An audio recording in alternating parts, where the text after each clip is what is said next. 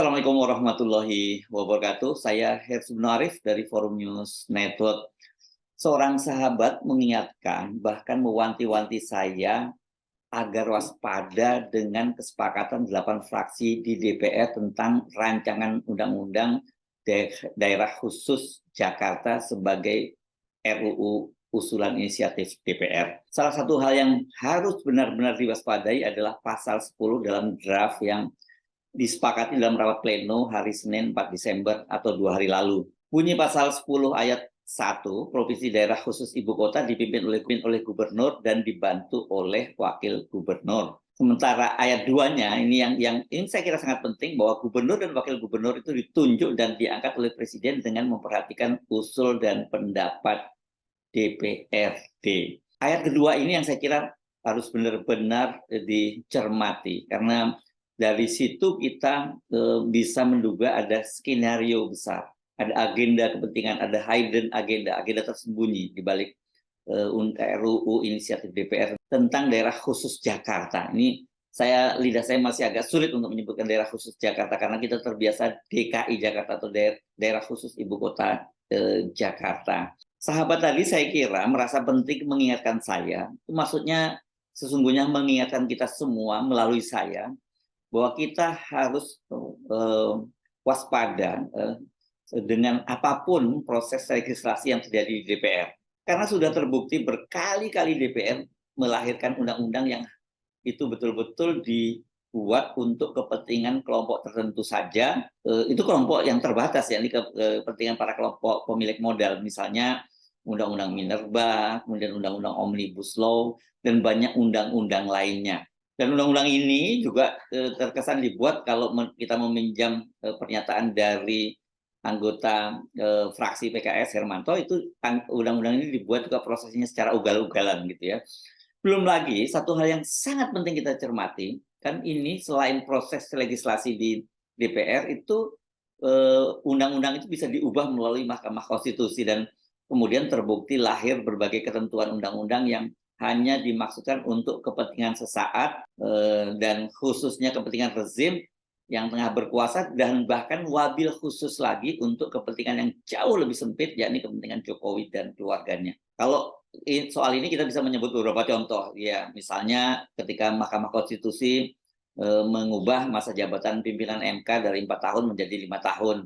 Dan ini dicurigai merupakan agenda tersembunyi dimasukkan supaya para pimpinan KPK itu bisa mengawal kepentingan rezim dan pada masa-masa krusial Pilpres dan Pileg dan Pilpres, karena masa jabatan mereka ini kan berakhir harusnya Desember ini tahun 2023, dan dengan diperpanjang menjadi 5 tahun itu, ya mereka bisa mengawal proses ini karena mengawal proses Pileg dan Pilpres, karena masa jabatan mereka itu akan berakhir pada bulan Desember tahun 2024.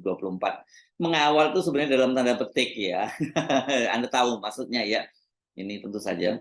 Dan kalau kita bicara soal MK, tentu saja Anda masih ingat yang paling menghebohkan adalah MK mengubah norma Undang-Undang Pemilu batas usia Capres-Cawapres hanya semata untuk meloloskan Gibran, putra Presiden Jokowi, menjadi calon wakil presiden mendampingi Prabowo Subianto. Dan pada waktu itu masih ada paman dari Gibran, yakni Paman Anwar Usman. Nah, sahabat tadi itu mengambil sebuah analogi bahwa pencawapresan Gibran ini merupakan tanda-tanda yang sangat jelas bahwa kita sedang memasuki musim gugur demokrasi. Dan kita akan segera memasuki musim dingin demokrasi yang sangat panjang. Mengambil analogi dari serial Game of Thrones, ini judulnya Winter is Coming. Kita memasuki musim dingin demokrasi yang susah payah diperjuangkan oleh para aktivis 98 yang kemudian melahirkan proses reformasi. Istilah ini, Winter is Coming, ini juga pernah digunakan oleh Presiden Jokowi dalam pertemuan tahunan IMF di Bali tahun 2018, namun maksudnya jelas berbeda. Seandainya atau jika Prabowo dan Gibran yang memenangkan Pilpres 2024, maka bagi orang-orang yang seusia saya gitu ya, tampaknya tidak ada harapan untuk bisa menyaksikan musim semi demokrasi lagi. Karena tidak tahu sampai kapan musim dingin demokrasi di Indonesia akan kembali datang. Lantas apa kaitannya dengan draft undang-undang yang mengubah provinsi daerah khusus ibu kota Jakarta itu menjadi daerah khusus Jakarta? Draft undang-undang tersebut menunjukkan kendati sekarang ini parpol pendukung pemerintah terpecah dalam 3 kubu pada Pilpres, ini sebagian besar tetap berkumpul di Koalisi Indonesia Maju yang mengusung Prabowo Gibran, kemudian berada di kubu Ganjar dan Mahfud MD, bahkan juga ada di kubu Anies Muhaimin Iskandar atau Amin. Namun, anasir lama pendukung kekuatan rezim itu tetap berkuasa di DPR. Hal itu tercermin dari 9 fraksi di DPR, hanya PKS yang menolak draft undang-undang tersebut.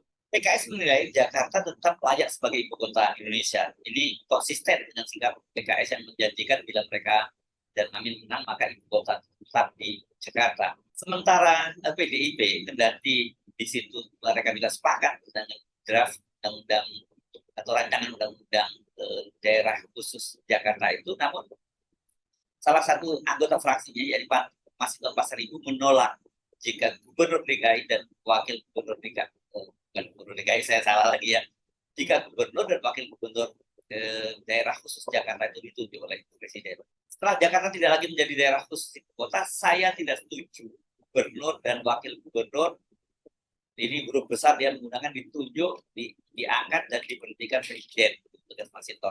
Apa sesungguhnya agenda atau skenario besar sehingga DPR menyetujui rancangan undang-undang daerah khusus Jakarta menjadi RUU inisiatif DPR? Pertama, kendati itu disebut sebagai RUU inisiatif DPR, kita patut mencurigai bahwa itu bukan murni inisiatif para anggota DPR. Besar kemungkinan ini merupakan titipan dari kelompok kepentingan, kelompok oligarki, dan tentu saja titipan dari rezim yang sedang berkuasa. Kita tentu masih ingat ya, atau belum lupa soal revisi Undang-Undang KPK. Undang-undang itu merupakan inisiatif pemerintah yang kemudian diambil alih menjadi Undang-Undang inisiatif DPR. Jadilah sekarang ketika heboh muncul kasus Firly terhadap Syahrul Yassin Limpo dan pengakuan mantan ketua KPK Agus Raharjo bahwa dia dimarahi oleh Presiden Jokowi dan diminta menghentikan kasus penyelidikan IKTP yang melibatkan ketua DPR pada waktu itu dan juga ketua Golkar Setia Novanto. Ini kemudian oleh orang-orangnya Pak Jokowi digunakan untuk berkilah bahwa pelemahan pelemahan KPK melalui revisi undang-undang itu bukan inisiatif dari pemerintah, tapi bahkan inisiatif dari DPR. Kita setidaknya bisa menduga ada beberapa kepentingan dalam undang-undang atau draft RUU daerah khusus Jakarta ini. Pertama, ya, ini semacam fait accompli, sehingga dengan undang-undang tersebut mau tidak mau ibu kota itu akan dipindahkan ke IKN, ke ibu kota negara Nusantara. Jadi tidak cukup hanya dengan undang-undang IKN saja. Ini kan sebuah pada tanda-tanda yang sangat kuat bahwa IKN itu ya akan gagal ya pembangunannya.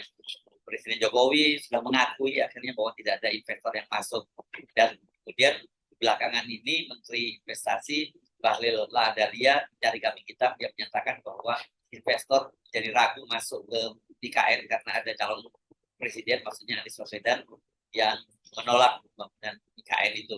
Yang kedua, ini merupakan skenario menghadang Anies Baswedan untuk kembali berlaga pada Pilkada DKI Jakarta bila dia kalah pada kontestasi Pilpres 2024. Ini jangan baper dulu ya kalau ada Anies. Kalau saya menyebut dia mungkin Anies kalah pada Pilpres 2024 karena kan tadi saya menyebutnya ini bila, jika, atau if Anies kalah. Kenapa perlu kita menyatakan jika? Karena tanda-tanda Pilpres 2024 curang itu sangat ketara sekali. Dengan berbagai cara, pasangan Prabowo dan Gibran itu akan dimenangkan. Bila Anies kalah pada Pilpres dan kemudian dia berlaga kembali pada Pilkada DKI 2024, maka dipastikan dia akan menang mudah dan kembali menjadi Gubernur DKI Jakarta. Pilkada serentak menurut jadwal akan dilaksanakan pada bulan November 2024. Itu bila tidak jadi dimajukan oleh pemerintah. Jadi bulan September 2024. Kan ini ada rencana dari pemerintah untuk memajukan pilkada serentak itu pada bulan September 2024. Namun saya menduga kemungkinan besar pilkada serentak itu tidak akan dimajukan karena banyak sekali ditentang, dan kemudian bila Gibran terpilih menjadi calon wakil presiden ya nggak terlalu penting lagi itu dimajukan. Dimajukannya pilkada serentak menjadi September 2024 dari sebelumnya November itu kan merupakan skenario lama ketika Gibran mau maju menjadi Gubernur DKI Jakarta atau Jawa Tengah. Dengan dimajukan pada bulan September, maka ketika pilkada berlangsung, Jokowi itu masih menjadi presiden. Jadi dia masih bisa menggunakan infrastruktur kekuasaannya untuk memenangkan Gibran ya. Dan jabatan Presiden Jokowi itu kan akan berakhir pada tanggal 20 Oktober 2024. Jadi kalau pilkadanya bulan November, dia sudah tidak lagi menjadi presiden. Sementara kalau pada September, dia masih menjadi presiden. Kecuali ya, ini akan tetap dimajukan kalau ada skenario baru, putra Pak Jokowi yang lain, yakni Kaisang Pangarep itu kan maju menjadi gubernur. Maka ya pilkada serentak kemungkinan akan tetap dimajukan menjadi bulan September supaya mesin politik Pak Jokowi masih bisa bekerja. Ketiga, bila Anies kembali menjadi gubernur DKI Jakarta, maka dia akan kembali menjadi matahari kembar bagi Prabowo dan khususnya Gibran. Bahkan saya kira kita bisa memperkirakan ini cahaya atau sinar dari Anies sebagai matahari kembar itu akan lebih terang dibandingkan ketika dia menjadi matahari kembar bagi Jokowi. Keempat, nah ini yang paling berbahaya, dengan menjadi gubernur DKI Jakarta kembali, maka Anies jelas akan menjadi ancaman serius ketika Gibran maju sebagai calon presiden pada Pilpres 2029. Ini kan skenario-nya dia sekarang menjadi wakilnya Pak Prabowo, wakil presiden Pak Prabowo. Kalau semuanya mulus ya Pak Prabowo mengakhiri jabatannya 10 periode, kecuali kalau di tengah jalan ada dia halangan tetap, maka Gibran akan lebih cepat menjadi presiden. Namun bila Pak Prabowo bisa menghabiskan atau menjalani masa pemerintahan selama 1 periode, maka pada Pilpres 2029 itu Gibran yang akan maju sebagai calon presiden. Dengan berbagai analisis tadi, peringatan seorang sahabat tadi menjadi sangat masuk akal. Jangan dianggap sepele bahwa keputusan DPR menyepakati RUU daerah khusus Jakarta itu sebagai inisiatif DPR. Karena di belakang itu pasti ada skenario besar ya. Ini bisa dipastikan saya ada skenario besar melanggengkan kekuasaan dinasti Jokowi. Kita sekarang sedang memasuki musim gugur demokrasi dan tanda-tandanya sangat kuat kita akan memasuki musim dingin demokrasi yang sangat panjang. Waspadalah dan bersiaplah. Saya Arif dari Forum News Network. Sampai jumpa lagi. Wassalamualaikum warahmatullahi wabarakatuh. Kami semua